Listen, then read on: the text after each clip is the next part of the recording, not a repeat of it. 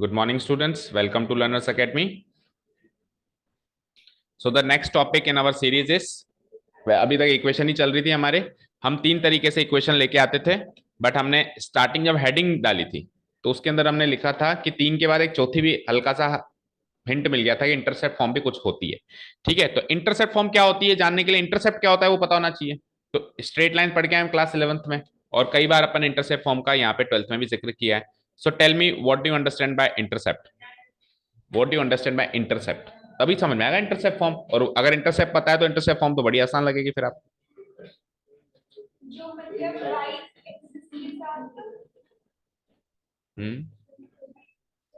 Y पे कोई भी लाइन ड्रॉ करनी वाई एक्सिस के ऊपर कैसे भी स्ट्रेट, और फिर जो ओरिजिन है उससे जो वाई एक्सिस के साथ जितनी डिस्टेंस पे वो लाइन होती है ना उसको वाई इंटरसेप्ट बोलते हैं। वो इंटरसेप्ट एक ही होता है क्या? नहीं, बहुत सारे हो सकते हैं। बहुत सारे मतलब दो हो सकते हैं, वाई इंटरसेप्ट भी हो सकता है और एक्स इंटरसेप्ट। वो तो लाइन के केस में, यहाँ तो तीन हो सकते हैं।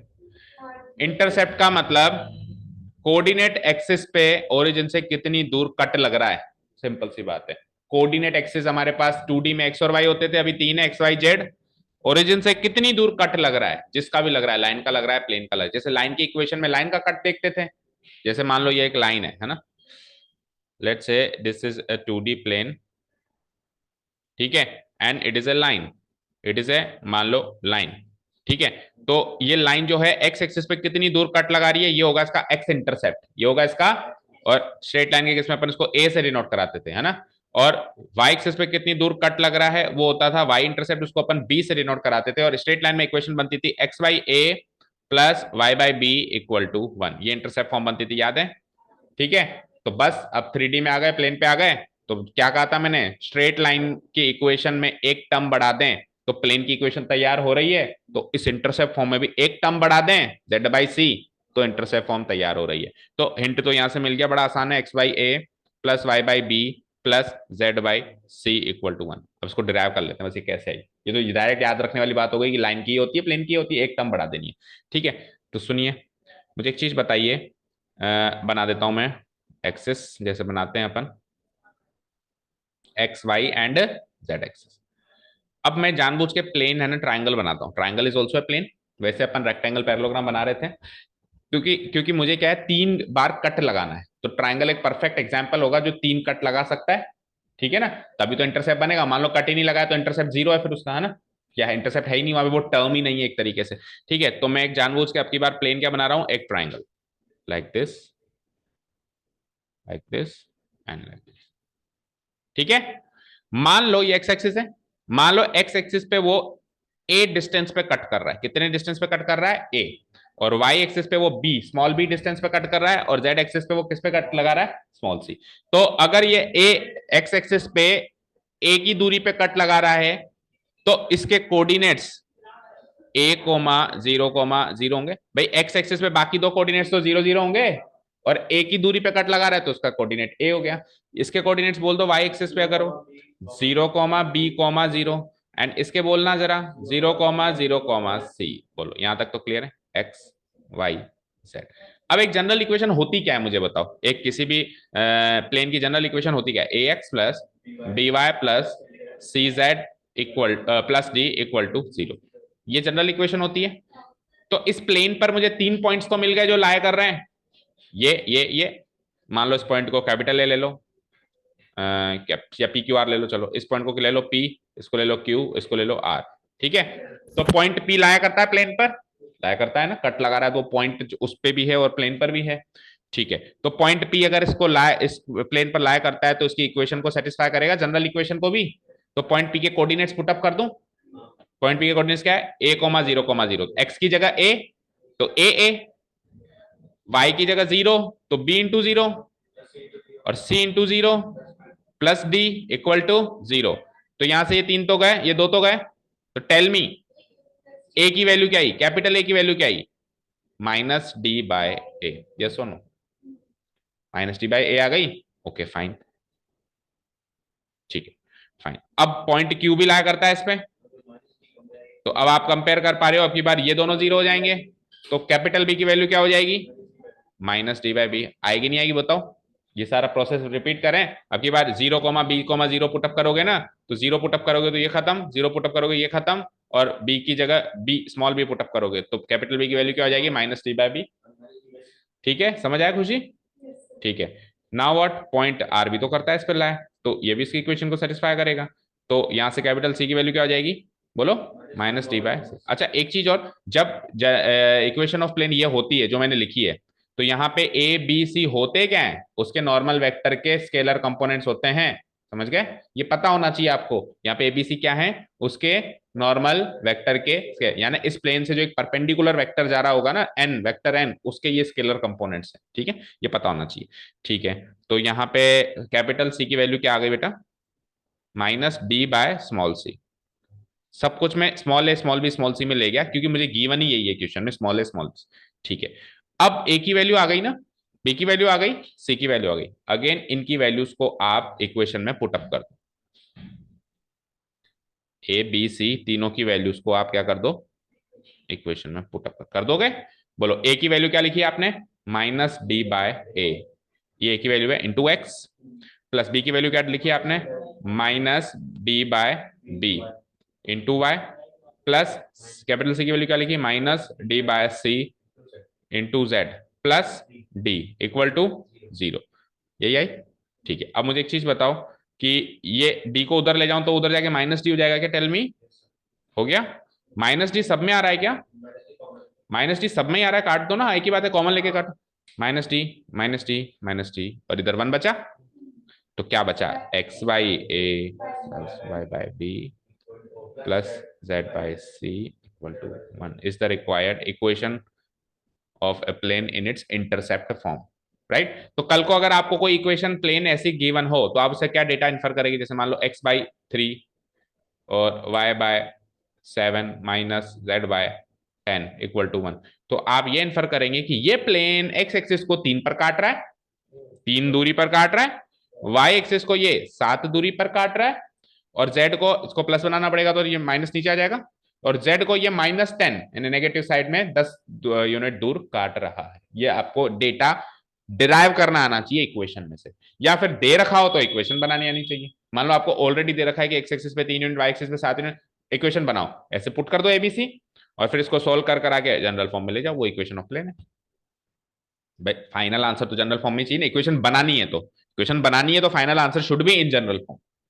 दे रखी है तो उसको किस फॉर्म में कन्वर्ट करना है, फिर वो अलग अलग क्वेश्चन के अकॉर्डिंग डिपेंड करेगा। समझ गए? ठीक है, ओके। तो इसमें नोट डाउन क्या करना है तो आपको मैंने करके बताया, नोट डाउन क्या करना है वो देख लीजिए आप। आ जाइए, रीड आउट करते हैं, एक बार रीडिंग लगा लेते हैं, फिर आप नोट डाउन कर लेना। The points at which the plane intersects the coordinate axis x axis y axis and z axis are called the intercepts made by the plane. Definition, intercept का मतलब क्या होता है, प्लेन, अभी प्लेन की बात कर रहे हैं, लाइन की बात नहीं कर रहे, जो प्लेन है कोऑर्डिनेट एक्सिस के साथ कहां कहां कट लगाता है ना, पॉइंट्स जहां पे वो इंटरसेक्ट करता है, उसको उसको क्या कहते हैं, उस प्लेन के द्वारा बनाया गया इंटरसेप्ट्स। ठीक है ना, इंटरसेप्ट मतलब कट, कट लगाना, कट कहां लगाना, एक्स कोऑर्डिनेट एक्सिस पे कट लगाना, कहीं और कट लगाने को इंटरसेप्ट नहीं कहेंगे, है ना, कोऑर्डिनेट एक्सिस पे कट लगाने को क्या कहेंगे, इंटरसेप्ट। ठीक है, सो उसके बाद थोड़ा बहुत इसमें इसका वो भी करते चलें साथ के साथ। This is our heading. ठीक है, आओ नीचे आओ। हाँ, ओके, तो देखो इसमें ऐसे किया हमने, इस पे ए पे कट लगा, इस पे बी दूरी पे कट लगा, इस पे सी, तो ये कोऑर्डिनेट्स इसके ये आ गए, इसके ये आ गए, यही सब किया था आपने। और देखो P Q R by default feeling आ जाती है कि पी क्यू आर लिया होगा, क्योंकि एबीसी पता है क्यों नहीं ले सकता, कंफ्यूजन हो जाता, अंदर इक्वेशन में भी ए एक्स बी सी है, अब वो पॉइंट की बात हो रही है या किसी ए नंबर की बात हो रही है, कंफ्यूजन हो जाता है, पॉइंट की बात हो रही है तो पॉइंट पी ले लिया और नंबर हमने क्या ले लिया, एबीसी। ठीक है, so let the given plane, मैंने आपको कल भी बताया था शायद परसों, कि प्लेन को अपन बाय डिफॉल्ट पाई से डिनोट करा, जैसे लाइन को एल से, वेक्टर को आर से, तो प्लेन को पाई से। Let the given plane pi makes intercepts A, B, C with the coordinate axis this at the points P, Q, R respectively. So the coordinates of the points P, Q, R आप बड़े समझदार हैं, 12th class के बच्चे हैं, इसको बताने की जरूरत नहीं होगी कि P के कोऑर्डिनेट्स ये होंगे, Q के ये होंगे और R के ये होंगे रेस्पेक्टिवली, हो जाएंगे। We know that the general Cartesian equation ये होती ही है, तो 3 points P, Q, R lie on the plane, lie कर रहे हैं, so they must satisfy the equation of the plane। मैंने ओरली बात बताई थी, ये सारी बात लिखी हुई है। Putting the coordinates of point P in the equation of the plane, पहले P के पुट अप करके बता रहे, सिमिलरली औरों के भी हो जाएंगे। तो पी के पुटअप किए तो ये सॉल्व हुआ कि कैपिटल ए की वैल्यू माइनस डी बाई है, फिर सिमिलरली बी की value minus D by B, and similarly C की value minus D by C. ABC की वैल्यू आ गई ना आपके पास, अगेन पुटअप कर दो जनरल इक्वेशन में। तो पुटअप करते ही सब कुछ कट कटा के माइनस डी से माइनस डी कट कटा के finally the equation is x by a plus Y by B plus Z by C equal to 1, where क्या, एबीसी आर द इंटरसेप्ट्स। ये पता होना चाहिए कि इस इक्वेशन में इनका मतलब क्या है, ठीक है ना। Where a B c are, देखो लिखा भी हुआ है यहाँ पे थोड़ा कंजेस्टेड फॉर्म में, देखो एक बार इसको सही कर देता हूँ थोड़ा सा।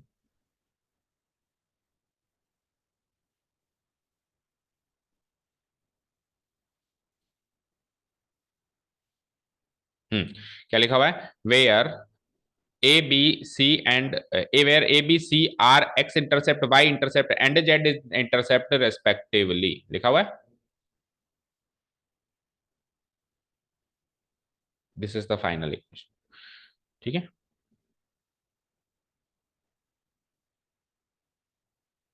ठीक है, इसको ऐसे रहने दो, चलो ठीक है ना। इसका इसका कलर चेंज कर देते हैं तो ये डिफरेंशिएट हो जाएगा। ये अगले पेन अगला टॉपिक यहाँ से स्टार्ट है ना, थोड़ा मिक्स हो रहा है, इसको मैं इसका कलर चेंज कर देता हूँ। ये नेक्स्ट टॉपिक है बेटा, है ना।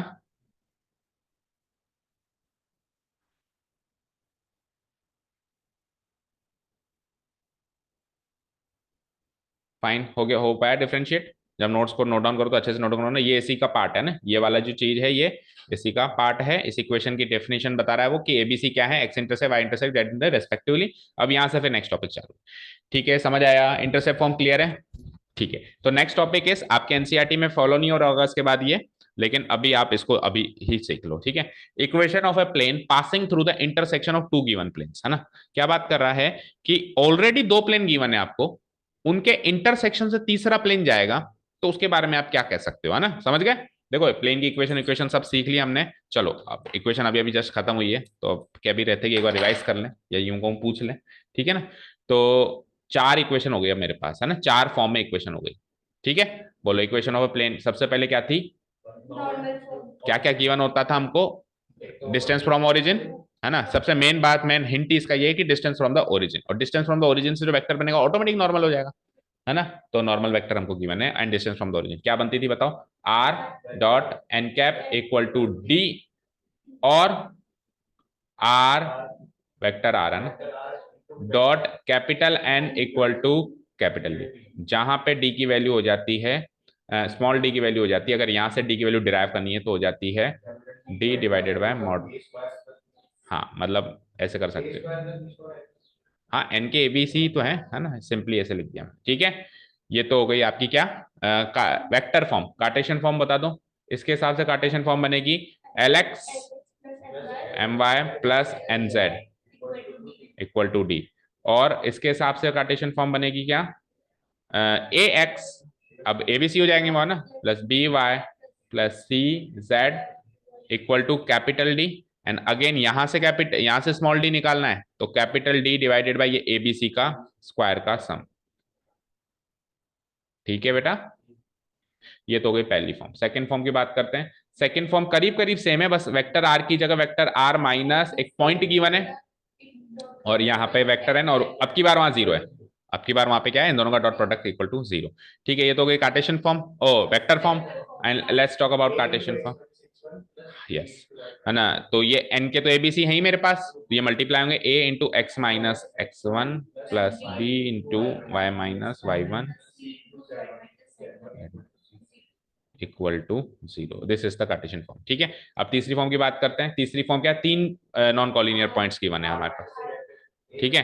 क्या, vector R minus vector A dot बड़ा bracket B vector minus A vector cross C minus A vector बड़ा ब्रैकेट इक्वल टू, उसमें भी जीरो, तो बाकी दो में इक्वल टू जीरो, और इसकी कार्टेशियन फॉर्म बनाऊं, डिटरमिनेंट बना दो एक 3/3 का, और उसमें अरेंजमेंट को जैसा कर दो, ऊपर तो x minus X one Y minus, ठीक है, और नीचे x2 माइनस एक्स वन, इधर इधर x3 माइनस ये वन है, सॉरी है ना, 3 माइनस एक्स वन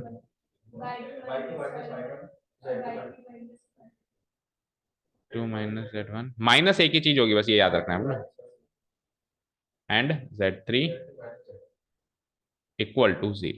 इसको सॉल्व करोगे तो एक्स वाई जेड में इक्वेशन मिल जाएगी, ठीक है। और चौथी अभी सीख ली, फोर्थ फॉर्म सीख ली कि X Y A plus Y by B plus Z by C equal to 1। इसको आप डायरेक्ट नहीं बना सकते, इसको डायरेक्ट अगर ऐसे गिवन हो गया X intercept Y intercept Z तो ही बना सकते हो। अदरवाइज अपन इसको कन्वर्ट करना चाहें तो हम अभी जैसे मैंने कन्वर्ट करके बताया, डिवाइड कर करा के कन्वर्ट कर सकते हैं उसको, ठीक है। चलो, now we will talk about the topic which is there on your screens, equation of a plane passing through. Scroll कर देते हैं ऊपर। Equation of a plane passing through the intersection of two given planes, ये क्या चीज है? तो इधर देखिए, देखो भाई, दिस इज ए बुक, देखो इधर, इट इज ए बुक। इसका ये पेज जो है एक प्लेन है, इसका ये वाला पेज भी एक प्लेन है।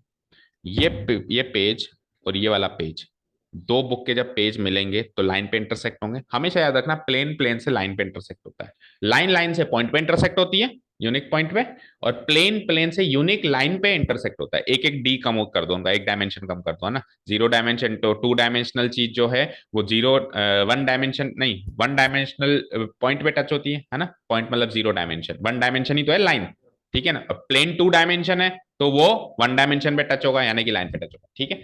तो लाइन पे इंटरसेक्शन हो रही है। तो अब एक तीसरा प्लेन सोचना है आपको, जो इन दोनों प्लेन के इंटरसेक्शन से गुजर रहा है, जो इन दोनों प्लेन के इंटरसेक्शन से गुजर रहा है, ऐसा तीसरा प्लेन आपको सोचना है, ठीक है। तो लेट से ये एक प्लेन, ये दूसरा पेजला पेज एक प्लेन, ये दोनों कहां मिल रहे हैं? इस लाइन पे। तो इन दोनों के इंटरसेक्शन ये प्लेन गुजर रहा है, चेक करो। ये एक प्लेन, ये वाला पेज एक प्लेन, और ये थर्ड वाला पेज एक प्लेन, ये दोनों इंटरसेक्ट हो रहे हैं इस लाइन पे, और इसके इंटरसेक्शन से ये, ठीक है, समझ गए ना। बुक इसमें आपके फिगर के अंदर भी कुछ इस तरीके से डिमॉन्स्ट्रेटेड है ना भाई। ये वाला तो मेरा एक प्लेन गिवन है, this is the first plane which is given to me, pi one ले लिया मैंने इसको, and this is the second plane which is given to me, pi two ले लिया मैंने इसको, फाइन। और इनके इंटरसेक्शन से एक तीसरा प्लेन बीच में निकल रहा है, इसको मैंने पाई थ्री ले लिया। तो क्वेश्चन क्या आएगा? क्वेश्चन एक्चुअली ये आएगा कि इन दोनों प्लेन की इक्वेशन गिवन होगी, और इंटरसेक्ट होके जो तीसरा प्लेन जाएगा उसकी इक्वेशन आपसे पूछेगा। तुम एक चीज बताओ मुझे, फिर से आ जाओ यहाँ पे। अब देखो, ये एक प्लेन है और आखिरी वाला पेज एक प्लेन है, सबसे लास्ट एक लाइन पे इंटरसेक्ट कर रहे हैं। देखो कितने सारे प्लेन से इनके इंटरसेक्शन, और इनको तो फिर भी अगर आप बैठ के 10 मिनट में गिनना चाहो तो गिन सकते हो। मैं तो कहूंगा जिंदगी खत्म हो जाएगी इतने प्लेन से। इनफाइनाइट भी तो है, यानी कि, और पीछे भी तो है, ठीक है, स्पेस में है ना, ये तो जमीन पे थोड़ी ना, ठीक है। So there are infinite number of planes passing through the intersection of two planes. तो अपने को एक ऐसी इक्वेशन बनानी होगी, अपने को एक ऐसी इक्वेशन, जनरल इक्वेशन बनानी होगी, एग्जैक्ट तो नहीं बना सकता हूं क्योंकि इनफाइनाइट प्लेन्स है, जो उन सारे इनफाइनाइट प्लेन्स की फैमिली को रिप्रेजेंट करे। समझ में आई बात? उन सारे इनफाइनाइट प्लेन्स की फैमिली को रिप्रेजेंट। तो हम क्या करेंगे, हमको इक्वेशन पाई वन की इक्वेशन गिवन होगी लाइक दिस। भाई इक्वेशन ऑफ ए प्लेन कैसे गिवन होती है? R dot N equal to D, ऐसी तो गिवन होती है। जनरल इक्वेशन कैसे गिवन होती है? वेक्टर फॉर्म की बात कर रहा हूं, R dot N equal to D. अब इधर भी गिवन होगी तो दोनों का नॉर्मल वेक्टर अलग होगा, दोनों का डी अलग होगा। क्या है? एन और डी तो है इक्वेशन ऑफ प्लेन के पास, है क्या चीज? एन और डी नॉर्मल वेक्टर, और डी जो है वो आपको स्मॉल डी निकालने में मदद करता है, वो एक क्वांटिटी है डी एक तरीके से। तो ये इसका एन वन ले लिया, और इसका एन टू ले लिया, और इसका डी ले लिया डी वन, और इसका ले लिया डी थ्री डी टू। अब आप कुछ मत करो बेटा, इस इक्वेशन से इस इक्वेशन को जोड़ दो, ऐड कर दो, एडिंग टू इक्वेशंस। तो आर डॉट तो कॉमन निकल गया मेरे पास, vector N one plus vector N two बोलो अंदर, और इधर क्या हो गया? D one plus D two, D one plus D to.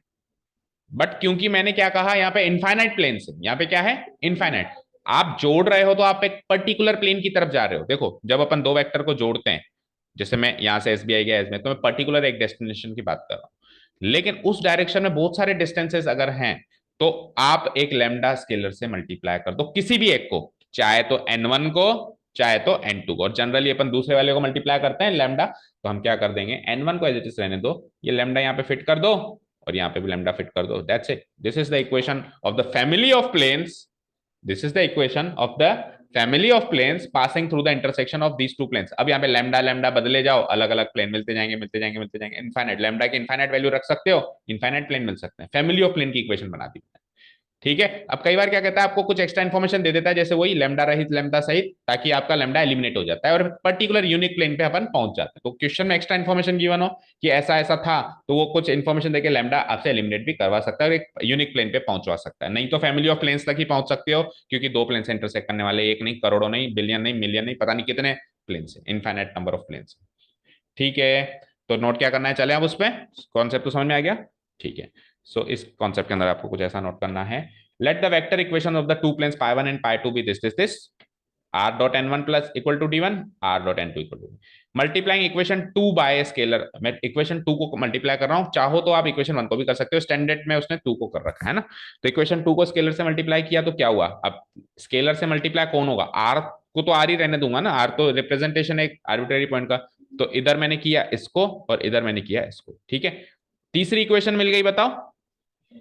अब तीसरी को पहली से जोड़ दो, दैट्स इट। सो क्योंकि मुझे एक ऐसी इक्वेशन चाहिए जिसमें इन दोनों प्लेन्स के इंग्रेडिएंट्स हो, इन दोनों प्लेन्स के इंग्रेडिएंट्स हो, मतलब उनके डीबी हो, इसका नॉर्मल वेक्टर का भी कॉम्बिनेशन हो, तो इसलिए मैंने इन दोनों को जोड़ दिया। ठीक है। तो equation one plus equation three, R dot बाहर ले लो, N one plus lambda times N two equal to D one plus lambda times D two, this is the required.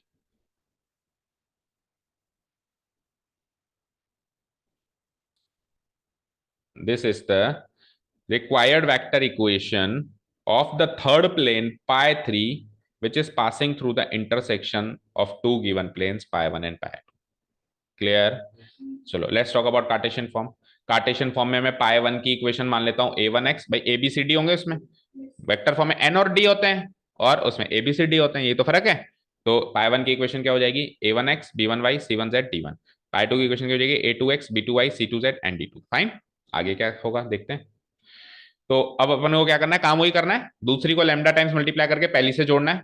तो बताओ, अगर मैं इस पूरी इक्वेशन को लैम्डा टाइम्स मल्टीप्लाई करके और पहली से जोड़ दूं तो क्या हो जाएगा, a1 into lambda a2 times x, b1 plus lambda b2 times y, c1 plus lambda c2 times z plus d1 plus lambda times d2 equal to 0। ये बन जाएगी पाई थ्री की इक्वेशन, प्लेन थ्री की equation बोलो। Now the Cartesian equation third plane passing through this, यही बन गई। ज्यादा डिस्क्रिप्शन दिया नहीं है ना। वैसे जनरली इसका क्वेश्चन जो एक्सरसाइज में है वो वेक्टर फॉर्म में ही है। ठीक है। This is the required Cartesian equation of the third plane passing through the intersection of pi. ठीक है। एक्स के एक्स का कोएफिशिएंट हो जाएगा a1 plus lambda times a2, y का b1 plus lambda times b2, c1 plus lambda times c2 और constant term हो जाएगी मेरी d1 प्लस लैम्डा d2। ठीक है। कोई पूछे ना उसमें d क्या होता है, तो आप क्या कहेंगे, उस इक्वेशन की कांस्टेंट टर्म होगी, डिस्टेंस फ्रॉम द ओरिजिन नहीं होगी। ठीक है। चलते हैं नेक्स्ट टॉपिक पे। तो दो टॉपिक कवर हो गए, कौन कौन से, एक तो चौथी इक्वेशन बनानी सीखी और एक ऐसा प्लेन जो दो प्लेन के इंटरसेक्शन से निकलता है, उसका उस प्लेन का या उस फैमिली ऑफ प्लेन की एक जनरल इक्वेशन बनानी सीखी।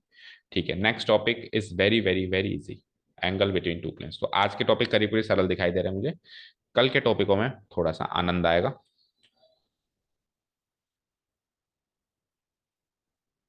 Next topic is what, angle between two planes.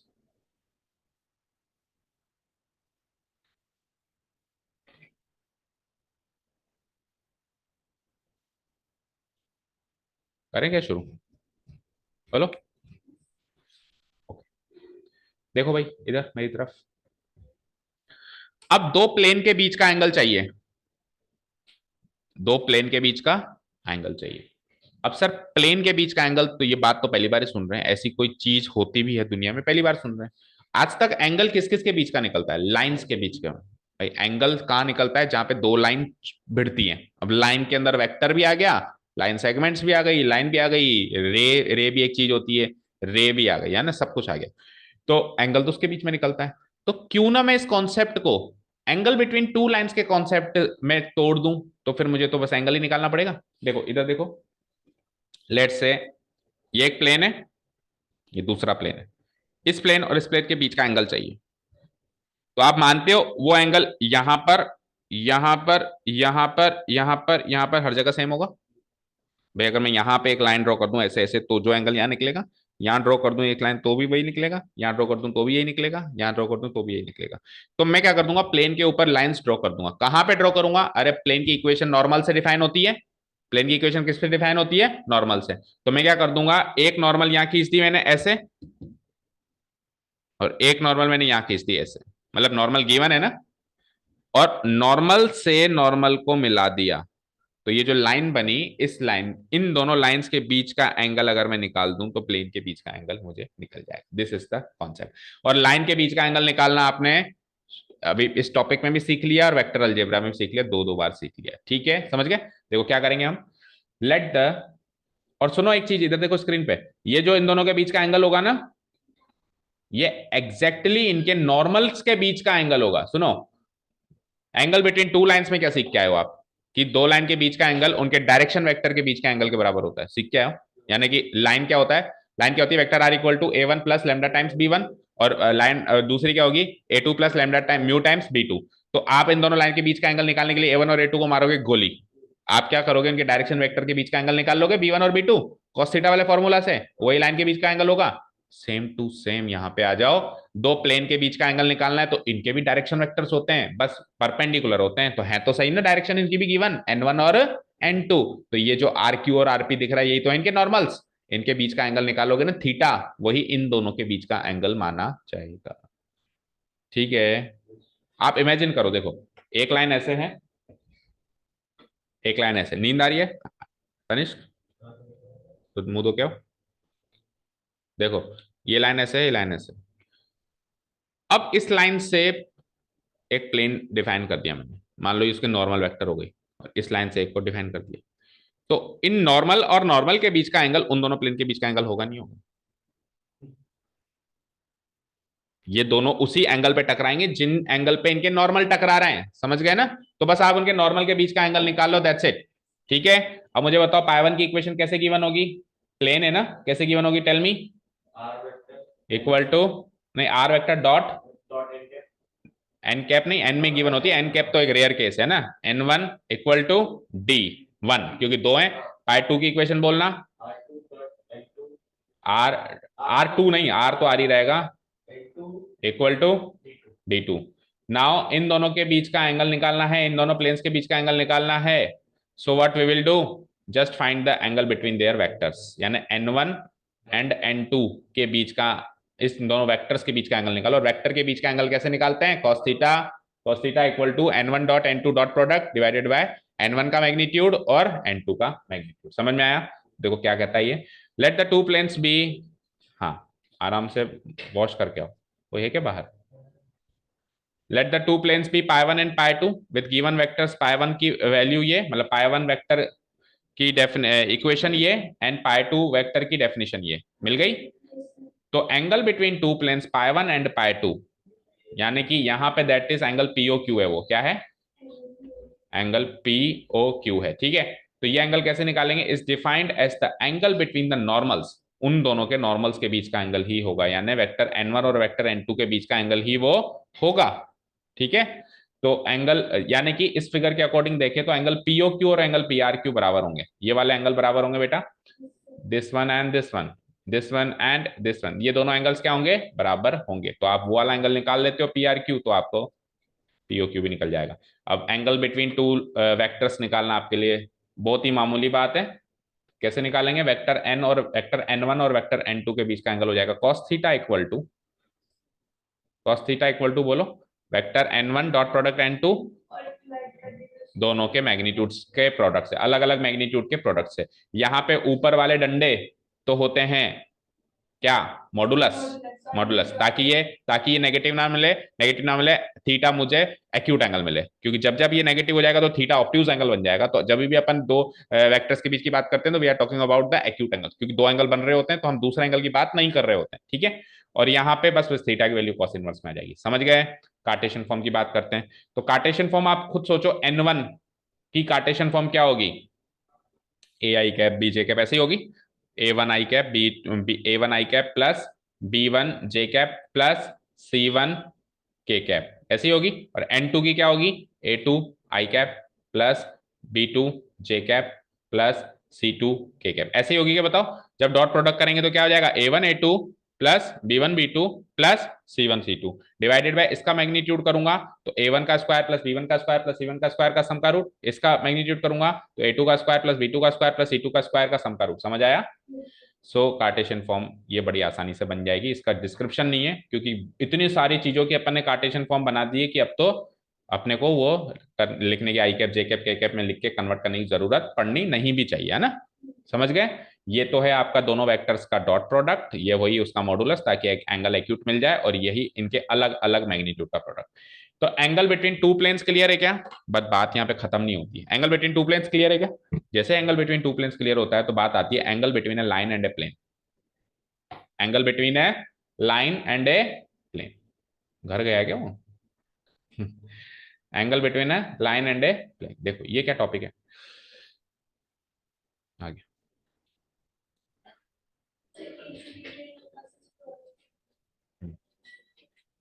Now okay? अभी ठीक है तनिष?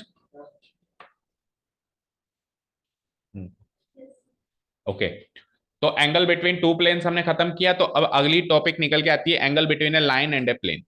ठीक है, अब ध्यान से सुनना, ये पता नहीं क्यों बच्चों को डिफिकल्ट लगता है, लेकिन ये इतना डिफिकल्ट है नहीं, angle between a line and a plane. ठीक है, एक्चुअली डिफिकल्ट टॉपिक सारे कल के लिए छोड़ दिए अपन, शॉर्टेस्ट डिस्टेंस वगैरह। ठीक है, तो शुरू करूं मैं angle between a line and a plane. तो इधर देखिए मेरी तरफ, आप इधर देखिए, this is a plane, this is a plane and this is a line.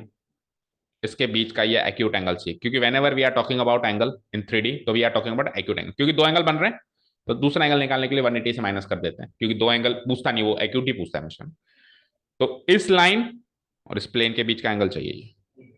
मैं क्या करूंगा, ये लाइन इस पर जहां भी टकरा रही है वहां से एक नॉर्मल खींच दूंगा, खींच दिया। अब इस नॉर्मल लाइन है ये, क्या ना, एक तरीके से वेक्टर है, इस नॉर्मल और इस लाइन में भी आपको डायरेक्शन वेक्टर मिल जाएगा, वेक्टर बी। लाइन का डायरेक्शन वेक्टर क्या होगा, इसके पैरेलल एक वेक्टर, वेक्टर बी, और ये नॉर्मल भी वेक्टर है। तो इस वेक्टर और वेक्टर बी के बीच का एंगल आप निकाल सकते हो ये। चलो अब मैं वेक्टर नहीं बोलता, मैं लाइन ही बोलता हूँ। इस लाइन और इस लाइन के बीच का एंगल निकाल सकते हो, निकाल सकते हो अभी फॉर्मूला से। आपको चाहिए ये वाला, ये नॉर्मल इससे 90 डिग्री बना रहा है, देखो भाई कैमरे में भी दिख रहा हो, ये नॉर्मल इससे 90 डिग्री बना रहा है। तो 90 डिग्री बना रहा है, तो 90 में से अगर मैं ये एंगल माइनस कर दूं तो रिक्वायर्ड एंगल ये मिल जाएगा। यानी अगर मैं रिक्वायर्ड एंगल को थीटा मानूं तो ये 90 माइनस थीटा है, या फिर पहले मैं ये एंगल निकाल रहा हूं तो उसमें से 90 माइनस करके ये मिल जाएगा। कुल मिला के बात समझ में आ गई? ठीक है, तो हमने कॉन्सेप्ट को इस तरीके से कन्वर्ट किया, जो कॉन्सेप्ट हम जानते हैं, हम एंगल बिटवीन टू वेक्टर्स का कॉन्सेप्ट जानते हैं, तो हमने उसको कॉन्सेप्ट को उसी तरीके से मोल्ड कर दिया। समझ आ गई ना? अब आओ वहां पे, देखो this is the required plane pi, this is the required plane pi जो मुझे गिवन है। ठीक है, ये पाई प्लेन है, वो आप देख पा रहे हो। अच्छा, ये वो लाइन है एल जिसके बीच का आपको एंगल चाहिए। तो आप रिक्वायर्ड एंगल जानबूझ के थीटा मान लो, ताकि आपका फाइनल आंसर थीटा में आना है। तो मैंने क्या करा, इस लाइन और इस प्लेन के बीच का एंगल क्या मान लिया, थीटा मान लिया, मान लिया। और इसी पॉइंट पे, क्योंकि नॉर्मल वेक्टर आप कहीं भी बना सकते हो, आप एन कैप थोड़ा ले रहे हो, आप नॉर्मल वेक्टर कह रहे हो, तो आप इसी पॉइंट पे नॉर्मल वेक्टर बना दोगे, बना दोगे। ठीक है, तो जैसे आप ये नॉर्मल वेक्टर इस प्लेन से बाहर आ रही है ना, समझ पा रहे हो ना? तो ये नॉर्मल वेक्टर और इस प्लेन के अंदर कोई भी लाइन बनाऊंगा वो उससे परपेंडिकुलर होगी, होगी 90 डिग्री का एंगल बनाएगी। अब अगर आपने इसको थीटा माना तो it will automatically be equal to 90 minus theta. अब मैं काम करूंगा इसके और इसके बीच का एंगल निकालने की, शुरू करूं। अच्छा, लाइन एल के पास तो क्या होगा, डायरेक्शन वेक्टर बी, तो वेक्टर बी और वेक्टर एन के बीच का एंगल निकालोगे। ठीक है, तो मुझे बताओ, मैं इसको ऐसे लिख दूं, देखो एन, एंगल कैसे निकालते हैं दो वेक्टर के बीच का, डॉट प्रोडक्ट का मॉडुलस डिवाइडेड बाय अलग अलग मैग्नीट्यूड, ऐसे निकालते हो। अच्छा, यहां से जब मैं ऐसे निकालूंगा तो इसकी वैल्यू किसके बराबर होगी, कोस थीटा के बराबर नहीं होगी, 90, कोस ऑफ 90 माइनस थीटा लिख दूं, बोलो। And what is cos of 90 minus theta, sine theta.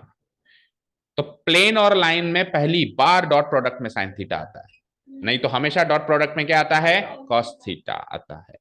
So this is the required formula. आप साइन थीटा को इससे इक्वेट करो, theta equal to sine inverse हो जाएगा। यही एक प्लेन और एक लाइन के बीच का एंगल होता है, जहां पे एन वेक्टर उस प्लेन का नॉर्मल वेक्टर है और बी वेक्टर उस लाइन का पैरेलल वेक्टर है। समझ आया? ठीक है, see the description. Let the given plane be pi with the given vector equation this r dot n vector equal to d। ये इसकी गिवन इक्वेशन है प्लेन की। किसकी? प्लेन की। गिवन लाइन मैंने मान ली l, जिसकी गिवन इक्वेशन हम सब जानते हैं इस टाइम इस फॉर्म में होती है। होती है? होती है sir. Now what? Angle between the line और प्लेन को मैंने मान लिया थीटा। क्या मान लिया? थीटा। और उसी पॉइंट पे मैंने एक नॉर्मल वेक्टर बना दिया। क्या लिखा है? We know that a normal vector vector N to any plane makes an angle 90 degree with the plane. Yes we know. तो angle between the line and the normal vector to the plane वो 90 minus theta हो जाएगा। भाई अगर आपने उस line और plane के बीच के एंगल, इस एंगल को अगर आपने थीटा माना है, तो उस प्लेन के नॉर्मल और उस लाइन के बीच का एंगल ऑटोमेटिकली क्या बन जाता है? 90 माइनस थीटा। ये हम समझ गए। ये समझ गए तो काफी कुछ समझ गए। वो थीटा, अगर ये थीटा तो ये 90 माइनस थीटा। तो अब मैं एंगल बिटवीन टू लाइंस तो जानता हूं, या एंगल बिटवीन टू वेक्टर्स तो जानता हूं। Now the angle between the line L and the normal vector to the plane is given by this cos of 90 minus theta. अब चाहे से आप n पहले लिखो b पहले लिखो, उससे कोई फर्क नहीं पड़ता, डॉट प्रोडक्ट है, कम्यूटेटिव है। ठीक है। सो cos 90 माइनस थीटा को वेरी नेक्स्ट स्टेप में मैंने sin थीटा में कन्वर्ट कर दिया। सो this is the required formula. ये हमारा फॉर्मूला डिराइव हो गया। ठीक है। साइन थीटा की फॉर्म में लिखो या फिर theta equal to sine inverse की फॉर्म में लिखो, एक ही बात है करीब करीब। ये कन्वर्जन हम कर ही लेते हैं। Done. So theta is the angle between the given line and the given plane. और now talking about the Cartesian form. तो वेक्टर n के कैसे गिवन होंगे? A B C, capital A, capital B and capital C. और B के कैसे given होंगे? A B C, या फिर एक ही है तो फिर ए बी सी, अगर दो होते हैं तो A one B one C one चलता है। तो A B B C C divided by A square B square C square का रूट और small A square small B square small square. Very easy. और लेकिन अब की बार साइन थीटा लगा देना भाई। लाइन और प्लेन आ जाए तो साइन थीटा लगा देना बस। सेम सेम आते हैं तो cos theta, plane plane cos theta, line line cos theta, line plane sine theta, vector vector cos theta. Same same में हमेशा कॉस। ठीक है ना। कार्टेशियन फॉर्म की बात करते हैं। Cartesian form, let the Cartesian equation of the plane pi be this Cartesian equation of the given line. देखो अब लाइन की कार्टेशियन इक्वेशन ऐसी शक्ल में दिखाई देगी, मानते हो? और प्लेन की ऐसी शक्ल में दिखाई देगी। इसको तो मारो गोली, इससे तो कोई मतलब ही नहीं है। वेक्टर इससे तो मतलब ही नहीं है। डायरेक्शन पकड़ो ए बी सी, बस उसको कन्वर्ट कर लेना, ऊपर इसका कोएफिशिएंट 1 बना देना भाई। वो मैं बार बार आपको टोकता हूँ, लाइन में थोड़ा रिस्क है, इसका कोएफिशिएंट हमको 1 बनाना जरूरी है। तो 1 आ रहा है, क्या कर दूंगा? क्या कर दूंगा बोलो? ए बी बी सी सी का प्रोडक्ट का सम का मॉडुलस न्यूमरेटर में, और इनका स्क्वायर का जो रूट, सम का रूट है वो नीचे। Angle theta between the line L and the plane pi is given by this formula. Cartesian form का फॉर्मूला हो गया ये, बोलो।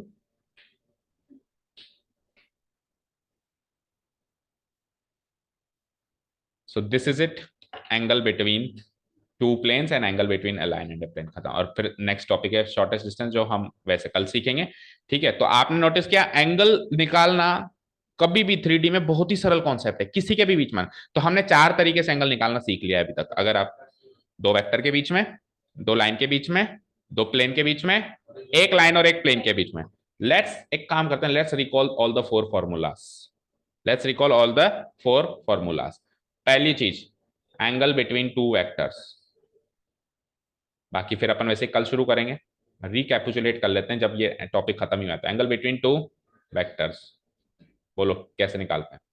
cos थीटा, साइन थीटा से तो क्यों ही निकालेंगे, वो अक्रॉस प्रोडक्ट में क्यों ही जाएंगे हम, है ना।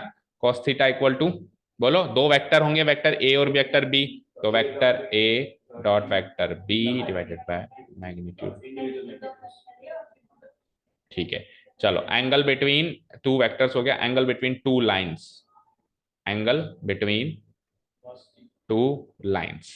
तो टू लाइंस में अब आपको B1 B2 मिलेगा भाई। A1 A2 तो वो पॉइंट से पास हो रही होगी लाइन, और B1 B2 उसके पैरेलल वेक्टर्स होंगे। तो ये A डॉट बी की जगह B1 B2 हो जाएगा बस। फाइन।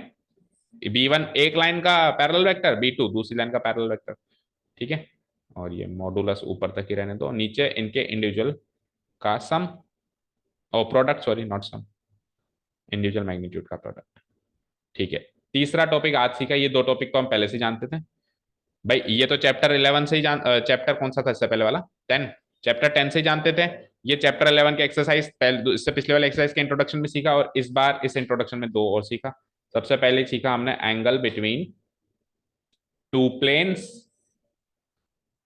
ठीक है। So angle between two planes है तो बोलो आगे कॉस थीटा, बोलो। अब ये बी बी क्या चेंज हो जाएगा, एन एन, दोनों के नॉर्मल वेक्टर के बीच का है ना, वेक्टर ही इन प्लेन के बीच का, तो n1 डॉट n2 और डिवाइडेड बाय n1 का अलग मैग्नीट्यूड और n2 का अलग मैग्नीट्यूड, ठीक है। और लास्ट में भी हमने क्या सीखा, angle between a line and a plane, angle between a line and a plane. इसके बारे में क्या सीखा बोलो, अब की बार पहली बार साइन थीटा आया और उधर से लाइन से ले लोगे बी, यहां से ले लोगे एन, क्योंकि इसकी डायरेक्शन एन से डिफाइन होती है, इसकी डायरेक्शन बी से डिफाइन होती है, इनका मैग्नीट्यूड, दैट्स इट। अच्छा वैसे मैंने इस चीज का जिक्र नहीं किया, कहीं लिखा भी नहीं, बट ओरली समझ लो कि क्वेश्चन तो है, मुझे पता है। दो प्लेन परपेंडिकुलर कब होंगे, 90 डिग्री एंगल बनाना है जब उनका डॉट प्रोडक्ट जीरो होगा, उनके नॉर्मल का डॉट प्रोडक्ट जीरो होगा, यानी कि n1 डॉट n2 अगर जीरो बन जाए तो कह देना कि ये दोनों वेक्टर्स क्या हैं, दोनों प्लेन्स क्या हैं, वेक्टर्स भी परपेंडिकुलर हैं तो प्लेन्स भी परपेंडिकुलर। और पैरेलल कब होंगे, जब इन दोनों के नॉर्मल वेक्टर को एक के नॉर्मल वेक्टर को दूसरे का लैम्डा टाइम्स लिखा जा सके। लाइंस में भी यही सीक्वेंस था, उसमें B1 और B2 में ये चीज चेक होती थी, अभी इनके नॉर्मल वेक्टर में ये चीज चेक हो रही है। वो ऊपर वाला परपेंडिकुलर वाला केस है और नीचे वाला पैरेलल होने वाला केस है। कार्टेशियन फॉर्म की बात करूं तो परपेंडिकुलर में कार्टेशियन फॉर्म कैसे बनेगी, A1 A2 plus B1 B2 plus C1 C2 क्या होना चाहिए, जीरो, ये तो परपेंडिकुलर। और ये कैसे बनेगी, इन दोनों का रेशियो सेम होना चाहिए, A1 by A2 equal to B1 by B2 equal to C1 by C2 equal to some non zero scalar, ठीक है। तो ये लिखी नहीं हमने कहीं, पर क्वेश्चंस आएंगे इसके, है ना, तो get ready for that, cover, ठीक है। तो आज के लिए काफी है, कल अपन नेक्स्ट टॉपिक अब एक बार देख लेते हैं कौन कौन से कॉन्सेप्ट बचे हैं। तो एक तो shortest distance between a point and a plane, ये तो बचा है, और उसके बाद क्या बचा है, बाकी तो याद नहीं आ रहा कुछ देख। अच्छा दो प्लेन के बीच का, दो पैरेलल प्लेन के बीच की दूरी, वो इसके साथ साथ ही चलेगा। Perpendicular shortest distance between a point and a plane, ये थोड़ा तगड़ा टॉपिक है, तगड़ा मतलब डेरिवेशन तगड़ा है, फॉर्मूला याद हो जाए तो एग्जाम में तो अपने को फॉर्मूला ही लगाना है ना, मतलब क्वेश्चन इजी है, कहने का मतलब क्वेश्चन इजी है कि वहां तो फॉर्मूला ही लगाना याद होना चाहिए, बट हाँ वही तो कह रहा हूँ, shortest distance between a point and a plane, point और प्लेन के बीच की दूरी, और दो प्लेन के बीच की दूरी, पैरेलल प्लेन के बीच की दूरी, दो पैरेलल प्लेन के बीच की, क्योंकि अगर नॉन पैरेलल है तो दूरी जीरो है, क्योंकि पैरेलल नहीं है तो टकराएंगे कहीं ना कहीं, टकराएंगे तो दूरी जीरो है, तो दो पैरेलल प्लेन के बीच की दूरी, इसको अपन दो अप्रोच से सीखेंगे, है ना। शॉर्टेस्ट डिस्टेंस को भी अपन एक नहीं दो अप्रोच से सीखने वाले हैं कल, and what, distance between two parallel planes ही लिखा है ना, बिल्कुल, बस खत्म, दो ही टॉपिक बचे हैं, शॉर्टेस्ट डिस्टेंस ही बचा है तो कुछ नहीं बचा, है ना। अभी भी तो किया, क्या किया अभी अपन ने, फोर्थ फोर्थ क्या किया, साइन थीटा वाला angle between a line and a plane ही तो किया। अब वो देखो वो अलग अलग, मुझे को समझ नहीं आ रहा कि एंगल एक तो पहले निकलवा लिया, फिर बीच में शॉर्टेज डिस्टेंस घुसा दिया, फिर बाद में, तो ऐसे तो बच्चा ज्यादा कंफ्यूज होगा ना। ये चीज मुझे थोड़ी सी अटपटी सी लगी इसकी थर्ड एक्सरसाइज के इंट्रोडक्शन में, टॉपिक को सीक्वेंस में नहीं सिखा रहा है ना, हमने बिल्कुल सीक्वेंस में सीखा है, जो टॉपिक जहां पे सीखना चाहिए, वेक्टर ट्रिपल प्रोडक्ट जहां सीखना, स्केलर ट्रिपल प्रोडक्ट जहां सीखना चाहिए, कोप्लेनरिटी कहां सीखनी चाहिए, कोप्लेनरिटी और वेक्टर्स कहां सीखनी चाहिए, जस्ट उसके बाद लाइन सीखा हमने, और एंगल के चारों कॉन्सेप्ट एक साथ रिकॉल भी कर लिया अपन, है ना, कोई सा भी एंगल बिटवीन किसी भी पूछ ले। इसके अलावा तो दुनिया में कुछ होता ही नहीं है ना, दो वेक्टर के बीच का एंगल, दो लाइन के बीच का एंगल, दो प्लेन के बीच का एंगल, और एक लाइन और एक प्लेन के बीच का, इसके बीच अलावा कुछ होता है। So thank you so much for listening to us. Have a nice day. Keep learning. Bye.